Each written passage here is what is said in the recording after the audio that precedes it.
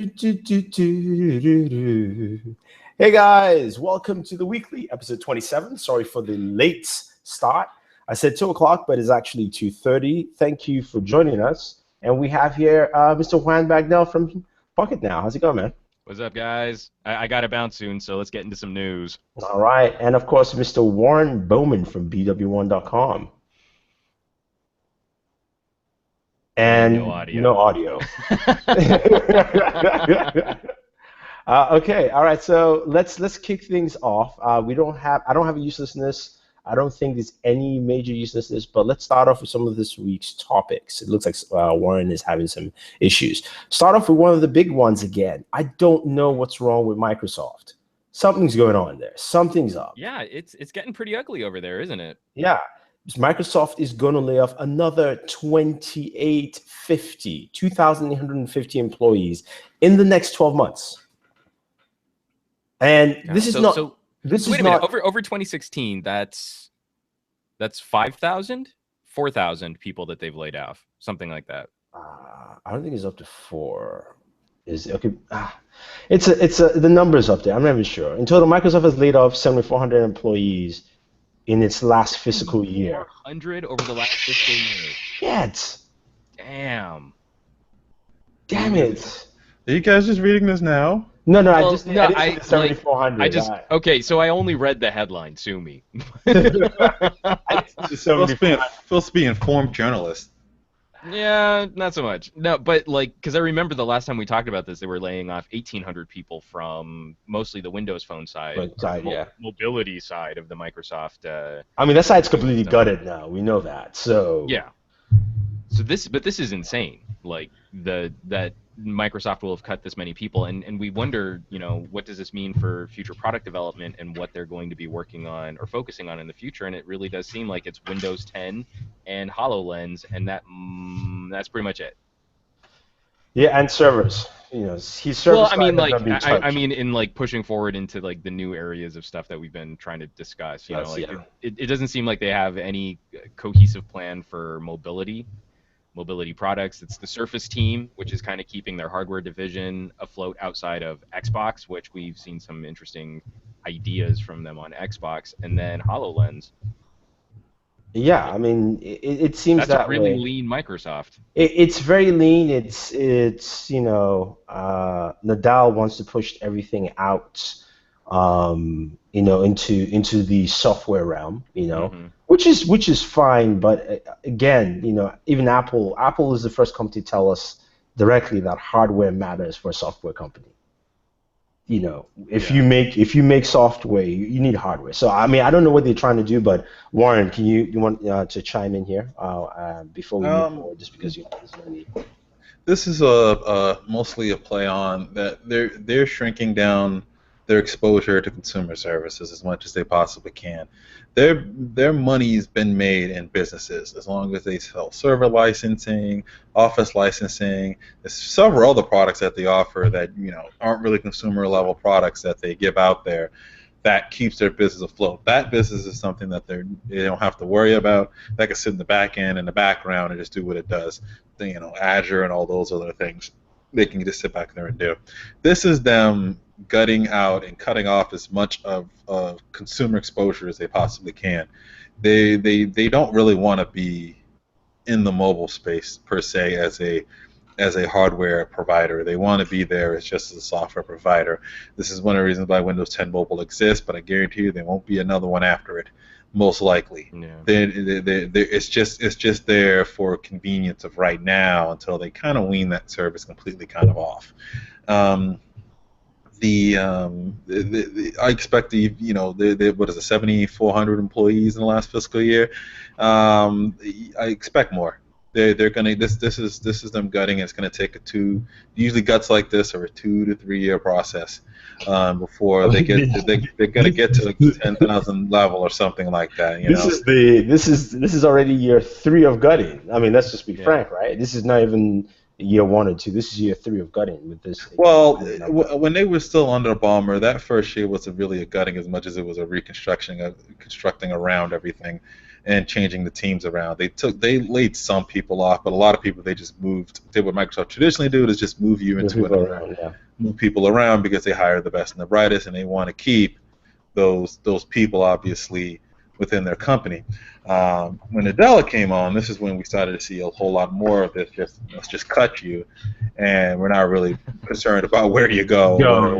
Granted, now these guys, it's not like these people have shitty severance packages. They're getting pretty decent severance packages and things that they're going out for, and Microsoft is helping people try to find jobs outside of this. It's not the severance package per se. I mean, we get that. Like, I think Microsoft tends to take care of its people going out. To me, it's looking at the company moving forward. Like, I look at it and go, I own Microsoft stock. So I'm looking at this and I'm not happy at all. They're $114,000 person company. That's probably going to drop down to below six figures at some point. I really expect that they'll probably be under that 100,000 soon. It will, and to your point of no consumer exposure, I think if that's Nadal's thing. No, it's a limit. It's no. I mean, but a limited amount. I think that's a very wrong move. The reason I say that is because the other two companies who are bigger than them, one is exposed way too much to consumers, called Apple, and Google has maybe somewhat of a better balance, you could say. At least they don't have a big business presence. They are trying, they just don't have. But Google Apps actually is used by a quite amount of people. No. I said it's not as big, but they're still moving. They're moving those ranks forward. They want to grow it, and it looks like Microsoft is doing the reverse here, where I don't know. To me, it's not putting. It reminds me of something Sam said. A couple months ago. He said, look, when you have a server guy and this is what he's pushing, he's trying to make the company seem like something that it should not be. I wish Sam was here to actually iterate his point. But isn't that isn't that what we complain about with other companies? Like, oh, well, this isn't what Microsoft is.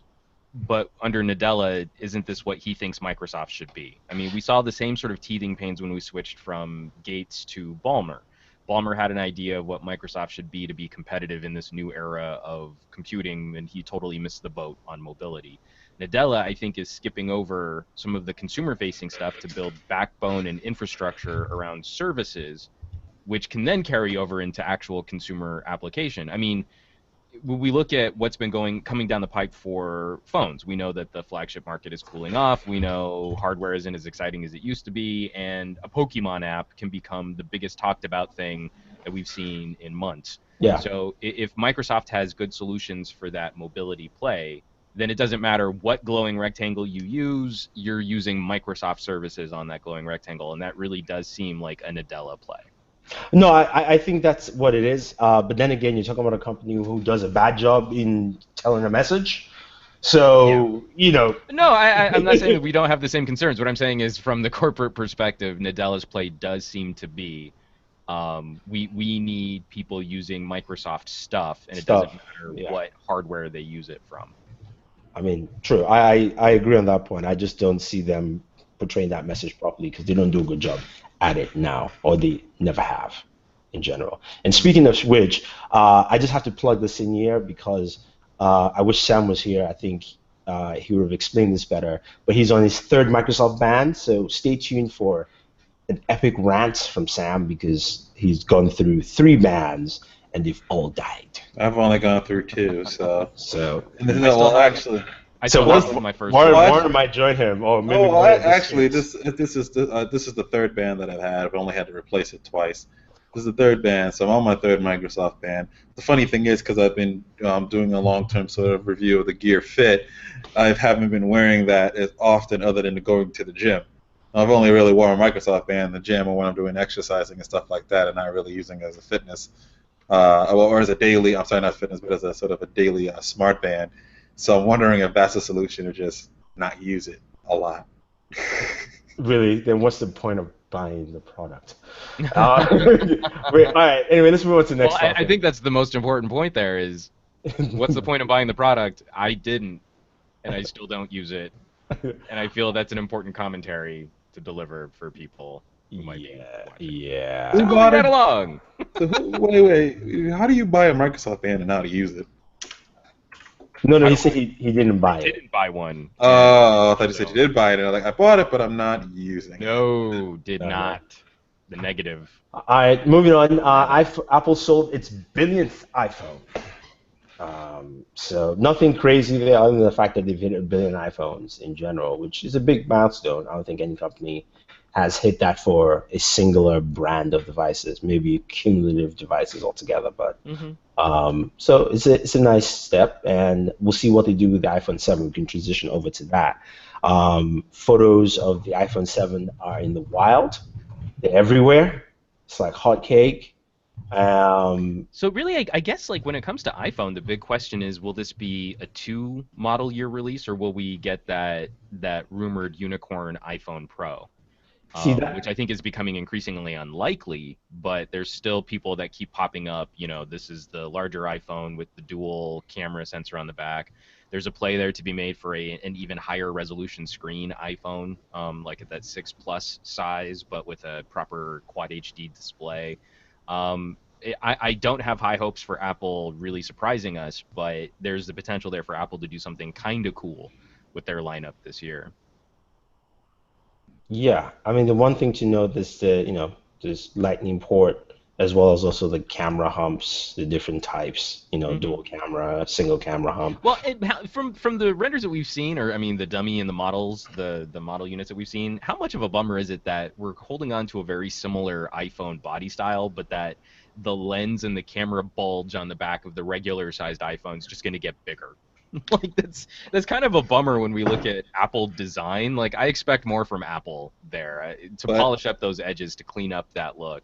but we want a bigger camera, so No, we we do, gotta but take that's it. also what was impressive about what Samsung did with the Galaxy S7 was it was a twofold. They made it just a fraction of a millimeter thicker at the same time that they've been working on this trench technology to minimize the depth of the camera, and it worked out to an almost flush larger camera sensor. And if any company should be able to pull that off, I would expect that company would be Apple. I mean, yeah, but I don't know. Yeah, but no. Yeah, I just get to skip that because I don't think any of us are going to be too excited with the iPhone 7 or 7 Plus or Pro, whatever they call the larger size, if they call it a Plus or Pro. But it looks to me like, like Apple now needs to do something. Going back to stock again, the stock is getting hammered. People are not happy, investors not happy Well, with and the this is fact something that we've they're not talked doing about for a anything. while. I mean, since the 6S launch, we've been hearing investor grumblings, and now Apple is in a position where they too are affected by the realities of this market. Yeah. That convincing people to part with $600 plus is an emotional investment. It's not a necessary investment for people who just want to get their work done. And I think it was really telling during their last earnings call that the iPhone SE is actually acting as a revenue disruptor. That even though sales were down, sales are down across the board. This isn't unique to Apple, Hmm. or growth is down, I should say. Growth is down across the board. But what we saw was, and I don't have the numbers handy, and someone will have to correct me on this, but we did see revenue shrink on the number of iPhones sold. So this time, so if we were to compare the average unit price, we do see that number shrinking, and it's in part because of phones like the iPhone SE. So that to me is again telling, because we do see markets for less expensive devices even from Apple.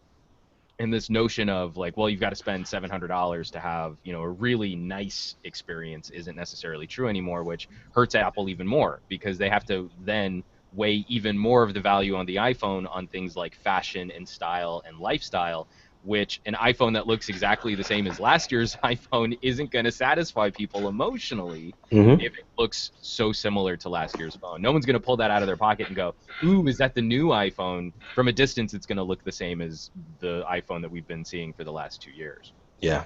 Warren?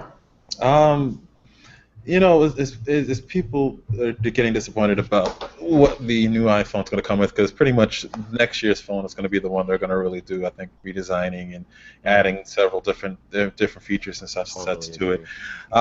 This one, it's going to have just new enough stuff on it that people that are probably on a 5 or on a regular 6 will probably look to say, hey, okay, I'll upgrade for whatever X or Y feature, or I'm due for my 2-year upgrade anyways, and I'm getting a good deal on this, so I'll just go ahead and jump off and just go ahead and get the latest and greatest. Because while their stock's hammered this year, it did take a nice shot up earlier this week. So they may have reached their bottom point as far as they're ever going to reach a bottom point, and most likely, like as silly as it sounds, they probably will sell a lot of iPhone 7 Pros and such.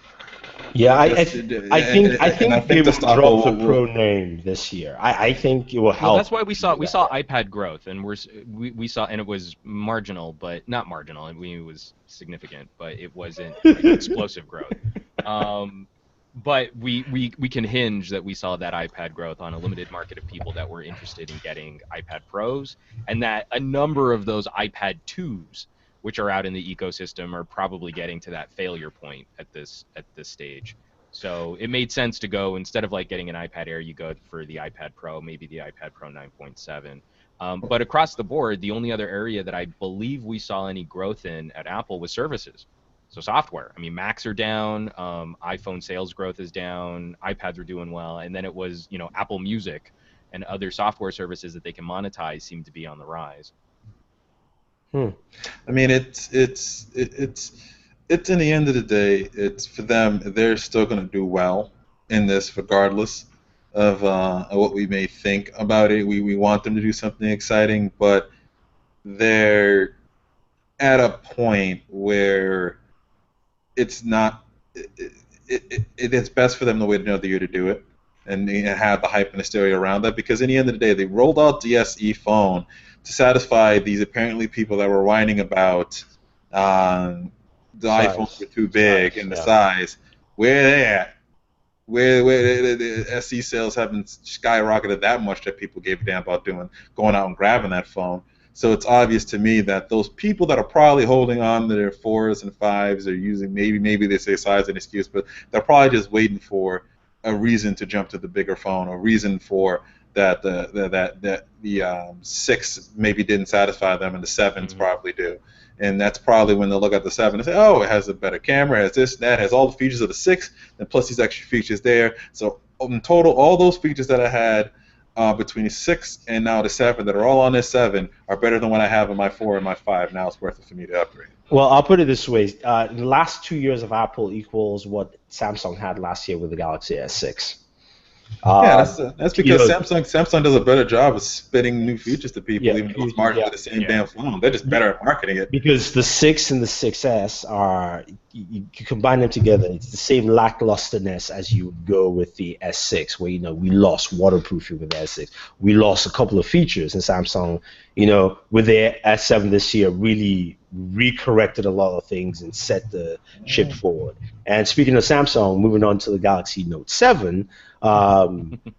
We have a couple of things here. More leaked information out. The event is on Tuesday. Will be leaked with quotation marks. Yeah. There's a new Gear VR that's going to hit. There's also going to be Samsung's cloud storage offering, which is something I figured they would have offered a while back, but they had that partnership with Microsoft, which they had to fulfill. So that's that. But also specs. Now they partnered with. I remember that they partnered with Microsoft, and then they partnered with Google. I think before that. Yeah. The Google one was before that, and then Microsoft was after they signed that deal. Yeah. With Microsoft, I mean, you just had to throw that in there. But the specs. We talked about the specs briefly before we came up on the show, Juan, and you talked about the lack of excitement because the only bump we get in specs is probably an 821 processor. Well, and again, we're talking about the leaks. I mean, I'm reading off of GSM Arena, who pulled all of those different leaks together, and they're publishing what they think the specs will be. And so, fingers crossed that we still see some difference. But it is the fear we have walking into this event is that what we're going to get is a Galaxy S7 Edge with an S Pen, and that's not bad. But I know of a number of people that were waiting off on purchasing. They were looking at the S7 Edge, and they could have been using that phone this whole time if they didn't really need an S Pen. So, when we look at where the position Apple's in, and they're playing really conservative, and then we look at the position that Samsung's in, And the Note should not be a phone for them to play conservative. The Note should be a phone for them to push boundaries. And it really feels strange to be talking about some of these rumors with the Note just playing catch up to the Galaxy S. That isn't vibe. That doesn't feel like it should be right. It should be the other way around. So we'll actually get the 411 on Tuesday, but right now I am a little concerned if Samsung of all companies is going to start playing conservative like Apple. That makes our commentary a lot less interesting. The Apple Samsung fight gets even more boring if that's the case, especially when I'm sitting here next to an Axon 7. At $400 now we have a really interesting conversation about what we can pack into a phone. And this thing is impressive at that price. A Galaxy Note 7 feels, it'll probably still end up being one of the best phones of the year, but it feels a lot less impressive to talk about, knowing that it's also going to be a $700 phone. It should be one of the best phones of the year, but we want to see more progress. Yeah, at the very least, you know what? If some of the things you want to throw in are not ready, then this is time where you stack the stats. You just stack it. You go, you know what? 6 gigs of RAM.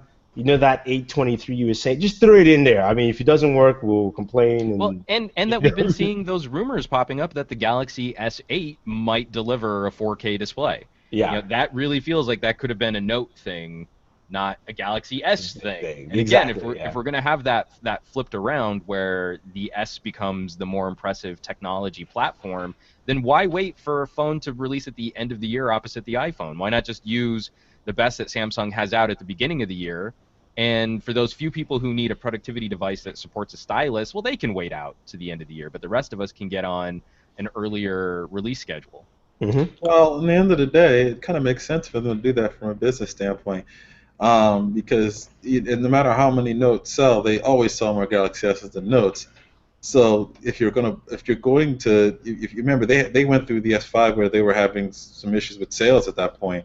So they needed to do something to bolster it. So giving that the highlight a little bit more so than the Note series, which sells a lot but doesn't sell as much as the Galaxy S series, actually makes sense. That they would continue, they would kind of feature that thing with some new features.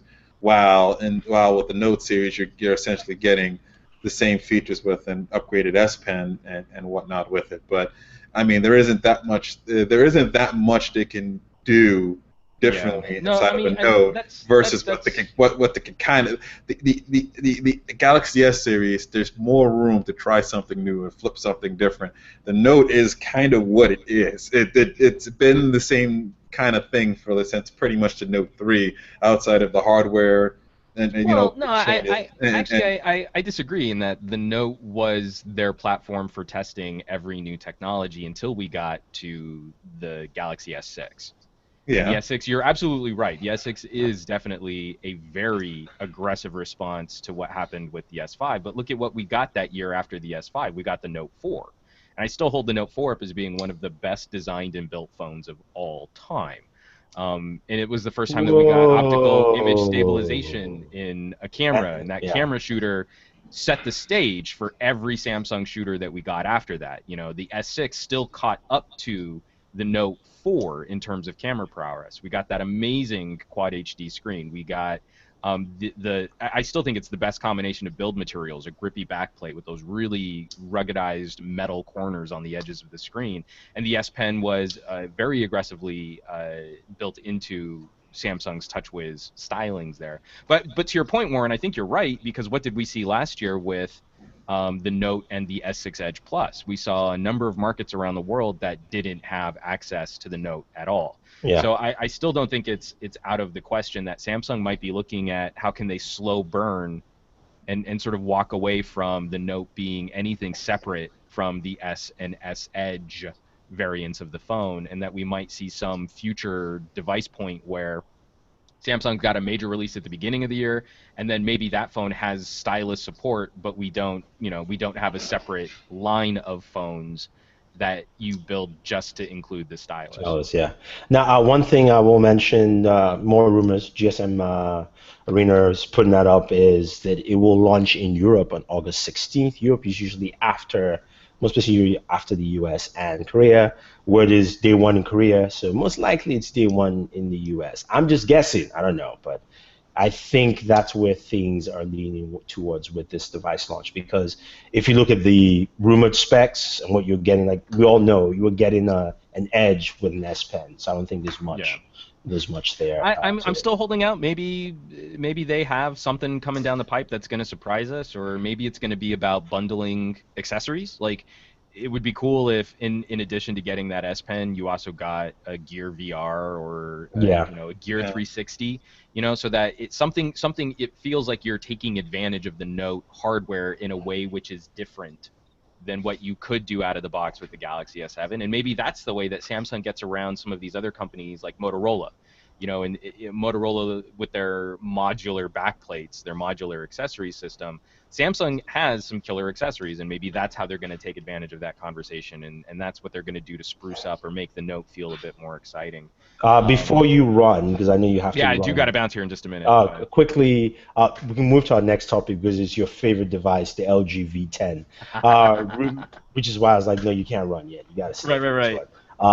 The rumors is that the successor for the LG V10, actually it's been confirmed now by LG, will come this quarter. So most likely we're going to hear an announcement at IFA. Are you excited? Because LG right now, in terms of the mobile space, looks like, I mean, I just call it they're lost. They were their HTC of last year. I'm super nervous about LG right now. That's absolutely a fair point to bring up. The G5 was an ambitious undertaking that I think completely missed what consumers were looking for a device. And I personally, it gets so close to being an exciting phone that it feels like an even bigger letdown. You know what I mean? Like, you're using it and like, oh man, this is so close to being exactly what I want, which kind of makes me feel even worse about what this phone event actually delivered. So my laundry list for a V20, because I guess that's the rumor that they'll be calling it a V20, which I called it while everyone else was saying V12. V12 is just much better. No, V12 that's dumb. That's Actually, V12 makes a lot more damn sense, considering that's why they called it the V10. Where was the V11? I don't understand. You can totally see the boardroom that was coming up with numbering for that. Yeah, no. No. It's totally the corporate move on that. But my laundry list for V20 is pretty simple. I love almost everything about the V10. It needs a larger battery, and what was the other thing? Now that they've messed with LCDs and AMOLEDs, I'd love to see LG come back to an AMOLED display like they had on the Flex. But if you can't, at least we can get rid of the ticker display, save a little space. Yeah, but that was. You can keep just about everything else. Pop a Qualcomm 820 in there, and really, I'm happy. And if you can expand on some of the things, like one of the things I'm most excited to test on the Axon is that it shoots H.265 compression for 4K video. If any phone should be the vanguard for that style of production, those capabilities, that type of hardware, it should be a V series LG after what we saw on the V10. So I'm still, this is one of the phones I'm most looking forward to in all of 2016, is to see what they can do with the follow-up. But I'm also the most nervous about what LG might do here, because there's so much they can do to get this right. They already have an amazing platform that they can build on with last year's phone, and if they do anything too hokey with it, like what we saw with the G5, then all of that gets thrown out the window. And these phone development process cycles take so long. I'd be surprised if they haven't been working on this phone for the last 18 months. That if they did go down that direction like they did with the G5, then I think we're in really dangerous waters for LG. Yeah, definitely. Warren, any thoughts? I mean, we'll see what they do. It's as long as they keep it from being something modular or hokey like that, and just kind of improve what they had last year. I think they'll. Or the V20. I'm sorry to interrupt, and I actually do need to leave as soon as I finish this next sentence. The V20 could be LG's modular savior. If they can figure out a way to fix the issues with the LG Friend system on the V20, like for example, you build in a tiny little backup battery so that the phone can switch accessories without having to completely power down, the V20 could stand as a way to solve some of those problems. But again, we'll have to wait and see until they actually deliver something. That's just a bit of wishful thinking on my part, obviously. Okay. Well, all right, guys, I got to take off. Have a great rest of the show, and I'll be out in New York to talk about the Note 7. So I expect that I'll be seeing you out there. yeah, we'll be there. We'll be there. Yeah. We'll hook it up, and I don't know, we'll probably tweet something or Instagram something together, and I'm sure we're all very excited about that. Yeah. Take care, guys. All right, later. Bye. Yeah, just to round up on the V10, I mean, I definitely agree with you guys, but they need to, I mean, I think LG, like you said, LG is in that HTC position, and they need to find ways to just. Usually this doesn't, like, it takes like another couple of phones before they get your stuff back on track after having a pretty bad one. So yeah, and then that's the thing. It's especially with the modular try, and then you look at Motorola release a modular phone and it's simple, it works, there's no issue. I mean, whether somebody's going to pay for the accessories, yes or no, at least even in Motorola's case, I guess that's why you have that partnership with Verizon. They offer huge discounts, so adding those accessories to it where it's not that expensive. Let's moving on to our last topic here. Amazon is opening up a Kickstarter section. This is something that they say they've been toying for a little bit and realized that, look, these are proven products, especially products that have done well in Kickstarter. I don't know what threshold they have, as in whether it's sales or engagement, but they will be adding Kickstarter products to Amazon, which I think is a good thing. And hopefully will help move those companies not come back to Kickstarter again. You can get revenue generation. You have a storefront, and you have a place where you can actually consumers can find your product. That's the easiest thing. Is if it's Amazon, they can find it. Your thoughts? Yeah, if they can. I guess if they can make it so that they give them a sort of a storefront, like somebody gets on Kickstarter, they do well, and now they can go to Amazon to directly sell their products, and then when they need either to raise funding for a new product or something, they can do that on Amazon. So at least you could see, I think it makes a little bit of sense that way if they can get that to work that way. But we know how shaky these crowdfunding platforms can be, and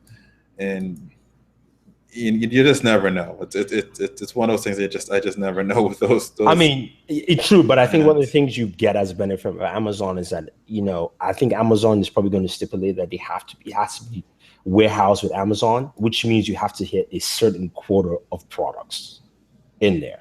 So you're not going to go through that process of is it available, is it not available. It's with Amazon, it's very simple. If they have it, they have it. If they don't, they tell you 2 weeks or whatever the time frame is. So I think having that partnership with Amazon will help create that level of discipline for companies to say, if you're going to go on here, fine, maybe our normal Amazon quota is 100,000 units, make sure you have 50,000. We need to have 50,000 units available, because if we're going to have people purchase from us, it has to be there, So that might help. That might be something that will actually stabilize some of that craziness that you get with Kickstarter. Couple of questions here. IMAX says, do you think big companies are going to follow suit, like companies like ZTE, Blue, or OnePlus, basically creating high-end devices at that 400 price range? Nope. Exactly. No reason to. There's no reason to. Yeah. I mean, why would you want to make it's like saying making an S7 Lite that is $400 compared to the S7, and then you're going to take up some. You're fighting against yourself for no reason, almost. So exactly. It makes no sense there. Let's see the other question. Hold on one second. Well, Prajan says Note 7 is going to be the best one for 2016. iPhone won't be able to compete with it. Note 4 is still a great phone, still rocketed strong. I agree. Note 4 is really a solid phone all around. I don't know. Maybe, it all depends on what Apple does with their camera. Maybe their camera finally is improved, or maybe it still will be the best camera that The Verge tells us that it is. Yeah. So it could be that. It could be one of those things in there. There's a topic I had in mind that just came to mind. I wanted to ask you. I just forgot. I'm sorry. Anyway, but that's pretty. Oh, there we have Sam. Sam's got to talk about everything. This is the Sam segment. This is Sam's segment because we've gone down the list and it's just Sam now. It's all you, bro. Oh, then bye. And I'm out. Sam's like, I'm out of here. I'm out of here. Wow, look at him drinking what, iced tea, apple juice, cider. Wow. Cider. Okay. What was the first question? Yeah, Microsoft layoffs 2,800. Microsoft is dead. Next. Let's go through this. Keep going. Come on. And also, we wanting to just, I've told people that you got a band video coming up, and there might be some anger in that video. Not anger, more like frustration. I'm a little frustrated with this device, and yes, it's part of the new segment of uselessness, right? Yeah, exposing uselessness. Part 2. I'm currently on my 4th band, and that's not going over too well. I'm only on number 3. You picked up a 4th one now? Mm-hmm. Oh wow. Okay. He was always one ahead of me. Oh yeah. Don't worry. This actually only lasted about a month and a half. Normally it's 2 months, and then it breaks, and then another 2 months, and then it breaks. I think I figured out the trick is to only wear it when you work out. No, that's the thing, right? Every time it breaks, it's right after I do like an extensive workout day. So mostly on Saturday, and then on Sunday it's pretty light, and then by the time Monday comes around, it's dead. So I've been rocking a Gear Fit 2 for a little bit, sort of as my daily driver since I've been reviewing it. But anytime I go through one of my workout sessions, since the band has my workout on it, I use that more often, and it hasn't died since. It's been like perfect. I just take it, throw it back in its charger, and don't touch it. I mean, come on. You can't own 2 devices, so you can just use one sparingly. But back to that Microsoft layoffs. That's still all about Nokia. So basically, no, it's not. No. I thought it was the rest of Nokia that they were giving up. Nope. They already cut that. Yeah, they already cut that. That was the last one.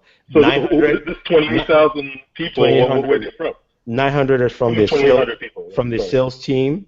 Okay. And the rest, no one mentioned. It's just the 900 that we know from the sales team.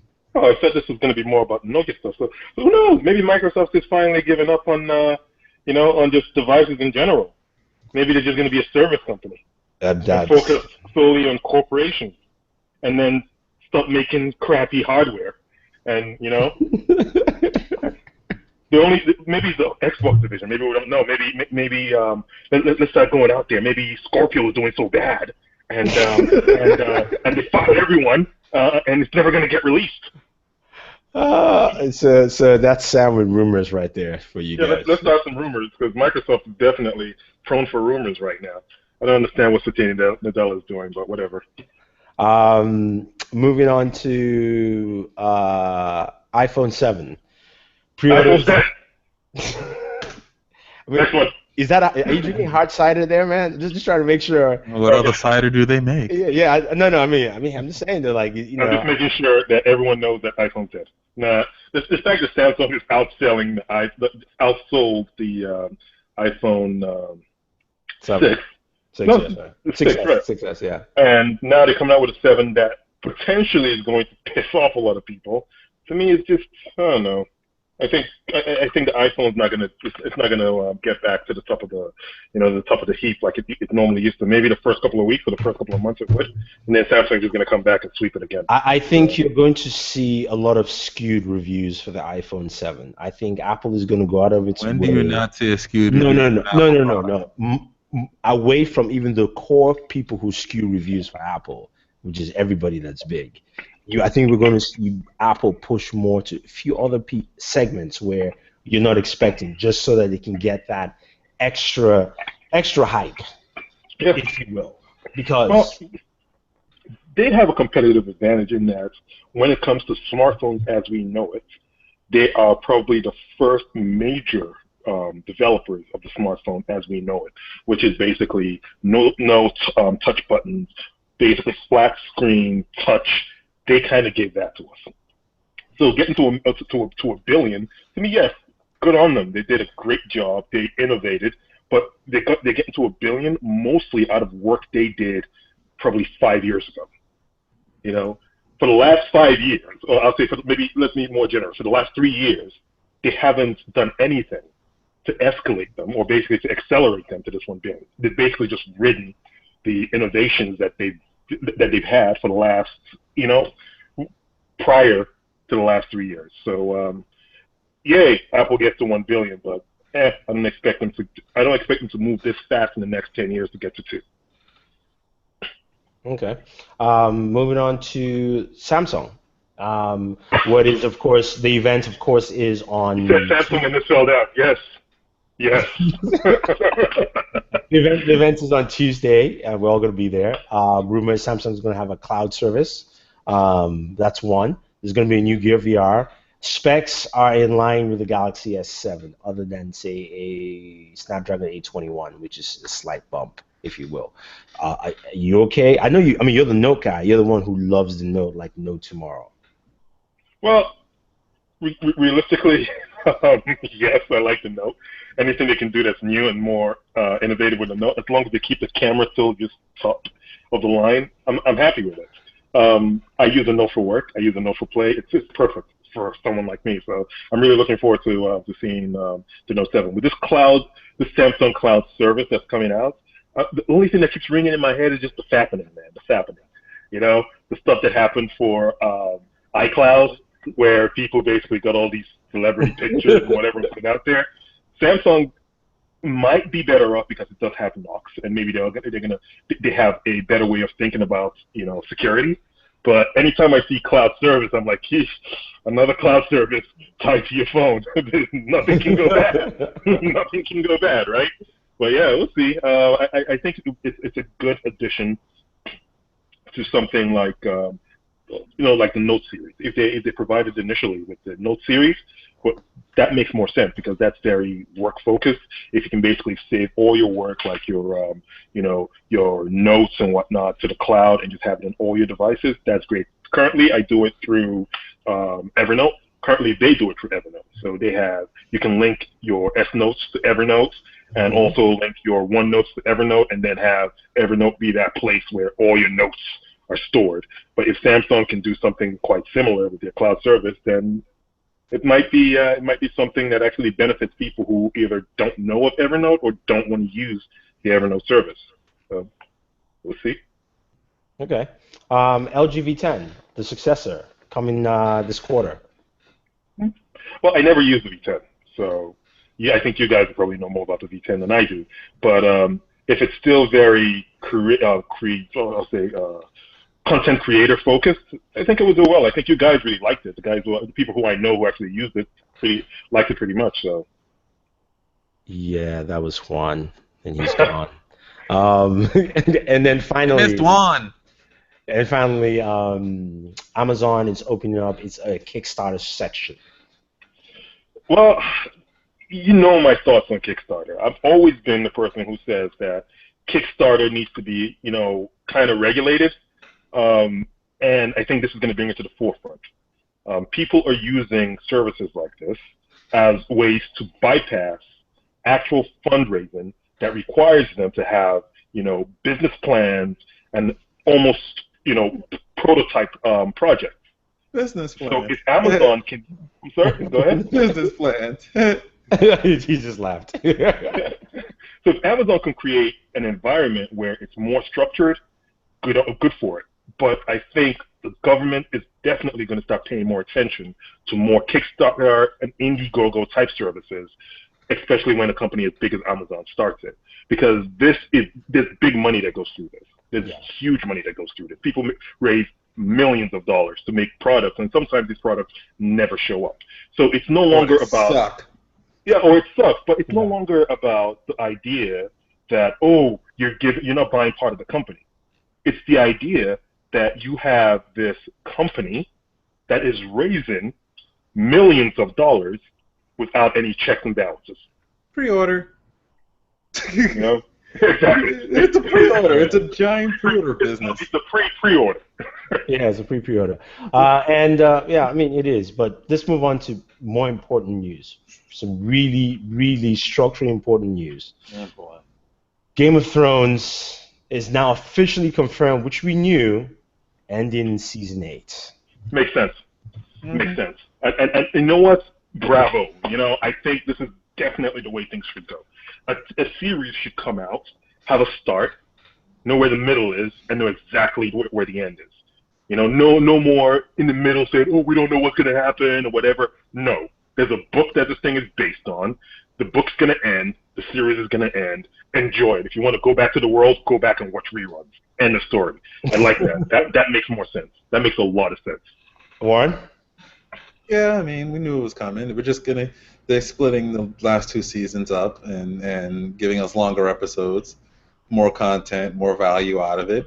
To me, it makes perfect sense instead of them trying to stretch this out further and further along before it hits that jump to shark phase and you end up with a bad season that nobody likes. And at one bad season, and then exactly. And then you go like, yeah, Game of Thrones would have been perfect as the best show ever. But man, season 9. Season 9. I mean, you look at shows that kind of knew when to end it, where it knew when to end it and when it at the right point, have always been those shows that have been held up over time. Yeah. Or you got but this is long before any of us were born. But you got to remember, MASH was one of the biggest shows that was out. Oh yeah, longest time. And it had a long run, but it had a beginning, a middle, and an end. They actually ended the series. Unlike Galactica is another one. It ran a little long, but then they figured it out. This needs to end. Yeah, and usually each Star Trek sort of series has its beginning and middles and its ends at some point. Star Trek not so much. Star Trek's I'm talking about when they're talking about one specific crew. Usually that crew has a beginning, middle, end of movie, and then it stops. Beginning, end movie, then stops. The next generation stopped at a certain point. All of them get that, and they're not hard stops. They're like it stops into what the next series is going to be. But that you get a full story about that whole other thing before it ends. It isn't like I think the last comedy I think it's not like the comedies. I think the last comedy that I remember actually getting a solid ending was like the Fresh Prince of Bel-Air. It actually got a decent ending through its whole thing. Or even like I think Friends was a big thing that got ending. It's very rare you get that. I'm just thinking of comedy shows or television shows that usually run into this damn issue where they get wavery and you don't quite know if they're gonna make another season or not, or if they're gonna stick around, or if the show's just gonna get canceled, which is the worst thing that could possibly happen to it. Is it just gets canceled or something like that? Mm-hmm. So it's good to see. I'm just naming other shows, not just dramatic, dramas or sci-fis or that we've been talking about, but even comedies and things like that get that shit like that. Because I'm still pissed there's no damn ending of Family Matters. I'm still pissed about that. The guys in the chat were saying my microphone was shit. Is it better? Yeah, it is better. Where's Judy just went upstairs and we don't know where the hell she went, but she just went upstairs and she was out. Yeah, no, Family Matters did not end well. But yeah, it's that kind of stuff. But at least it's good that they have that structure, and I hope more shows realize that. Look, sometimes it's 4 or 5 seasons. Sometimes there's no need. What show just happened like that? I'm sorry to interrupt you, but what's the name that just happened to? Castle. That shit just happened to them. Somebody left the show, and the lady left the show, and they had to wrap it up, and a lot of fans were like, "It's the worst ending you could think." It wasn't that good. Yeah, it happened to that show. Happens to pisses me off. Happens to a lot of damn USA shows. A lot of the USA shows that crap happens to. Well, I think USA uses a lot of the same actors over and over in the Oh, they do. I think they have contract actors. I know they do, but I'm so pissed because I liked watching Necessary Roughness, and they cut it after like the second season. I'm like, this show is actually good, and then they cut it, and it's just like the Rush show that they did, and then that same actor is doing the same damn thing on another TV show, and I was like, why did you cut this? This is actually good. They ask for money. That's the thing. The thing is, these guys are networks as well as when it comes to entertainment now. But yet they'll leave other shows on for too long. Yeah, no, I think we're seeing it now when it comes to entertainment all over the place, both in book entertainment, movies, TV series, even games. Everything is a rehash of something else. You know, you have Marvel basically saving the movie industry right now, and DC also doing the same thing. So it's all comic books that we've already read. We have TV series that are based on books. We have what? Books speaking of books, I made the mistake of cooking and then playing Allegiant. Oh boy. Why? Why? Because I didn't. You weren't paying attention. Yeah, I wasn't. That really wasn't. And even in my non-attentive state. Yeah. You're like. The version sucks. I want everybody to know the whole entire series sucks. It's worse than the Hunger Games. It sucks. It sucks. Not the whole entire series. I don't give a damn if they say the book is good. It's a stupid premise. It doesn't make any damn sense. It is not a reality that could happen. The Hunger Games is actually some realistic shit to an extent. What are you talking about? It could happen. It really could happen. Right? I like the premise. How? Of the first movie, how? How are they all? So everyone just decided, I'm going to go over this side because my feelings tell me to go here. Fuck, what? It's not. All right. Okay, it couldn't happen. It's not feasible. It's fantasy. And then they introduce the control agent after everyone gets chosen. So wait. Yeah. They choose, and then they inside the control agent. This world is fucking backwards. It's like, no. It's a very poor knockoff.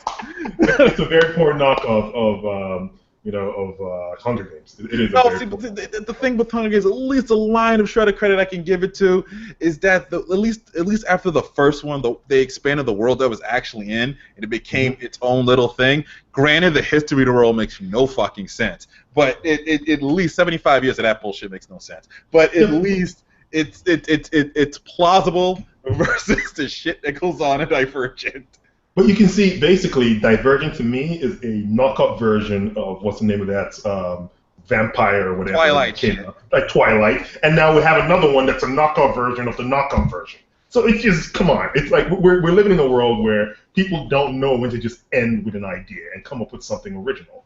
And I think everybody's turning to books now. I think even Patrick Rothfuss is, I think his book just got bought to write the movie for his book, King Killer Chronicles, was bought like a few years ago. So even that is something that I'm looking forward to, but I hope they end it well as well, because he has a very interesting way of writing. But at the end of the day, we're also doing what's it called, Stephen King's. We're doing the Gunslinger series as well. So everything Stephen King's books have been around there for a while. I've been doing this for a while, though. Even before this was even an industry, Stephen King stuff has always been out. It's It's the point you don't even realize it's a Stephen King thing until somebody tells you that it is, because so many of them are out there. Sometimes they have to add it to the title to either an obscure book of his, like 11/20/2263, to give it that for saying, oh, whoa, this is Stephen King stuff. This is just not any other book. Because doesn't he have a pseudonym too? He writes under. He had one. He had one. Or was it maybe more than one? But I know he had a pseudonym that he wrote under. Yeah, so that doesn't help shit. Oh shit. Yeah. He has stuff left and right. But I think anyway, that's pretty much it. I think we had very few topics this week. Next week is going to be jam packed with Samsung. I gotta dip off and run real quick. Just realized the time it was, guys. Good chatting with you guys. But I gotta run. Guys, later. Peace. Note 7. Have a good one. He's like Note 7. So yeah, it's gonna be Note 7 next week. We'll be there. It's also gonna be Xbox One S. Not sure when we can drop our coverage, just because Note 7 is going to be on Tuesday. Xbox One S comes in on Tuesday if we have time. Chances are Xbox One S is probably, I don't know, you ordered it, right? Yeah. So I don't know when it's going to show up on people's doorsteps, because this week with the DNC and last week with the Republican National Conference probably slowed down a lot of deliveries. Well, Amazon still says it's coming on the 2nd, so. I ordered mine from Microsoft. Dang it, I should have gone to Amazon. You can still order from Amazon now and still get on the 2nd. Cancel. I'll go check that and make sure that. Yeah, just say order yours on Amazon if you want to. We'll put the link for you guys down below. Definitely purchase our affiliate link. Helps us out here. Thank you very much. But stuff on the website. So I was going to say we should definitely check out what Juan has on Pocket Now. It's also Mr. Warren Bowman at bw1.com. For us on the website, we had a few videos this week. Some interesting stuff that I think you guys will like. One, of course, was our new series, which was aptly titled by Sam, Exposing Uselessness, USB Type-C and Lightning audio ports, the fact that we don't need them at all. So that was one. We also had our Windows 10 anniversary update review, as well also as the anniversary update on the Xbox itself, which will also drop on the 2nd, by the way, if you have an older Xbox and also your Windows PC. Batman the Killing Joke review is also up on the site. And we had our best tech under 50 for the month of July 26, 2016. I said July 26. Sorry, I apologize there. Going on to next week, it looks like Sam, of course, will be giving you his video on the band, and expect to see a lot of Note stuff, Galaxy stuff, and also some graphics cards. Just stay tuned, as well as I might be able to do the Acer PC. There's a lot of PC stuff coming. There'll be at least maybe 5 to 7 PC videos, not next week, but just stay tuned for those. So they'll be coming. It's just a matter of having time to build, set up, and all that fun stuff. So that's it, guys. Definitely like and share this video. Also follow Mr. Sam, aka Black Iron _man, who doesn't have a lower third, but he has a Star Wars t-shirt. And also follow Juan Bagnell on Twitter. It's Some Gadget Guy. Also on Pocket Now, and Mr. Warren Bowman, BW1.com. This is Thunder E saying thank you, and always enjoy your entertainment.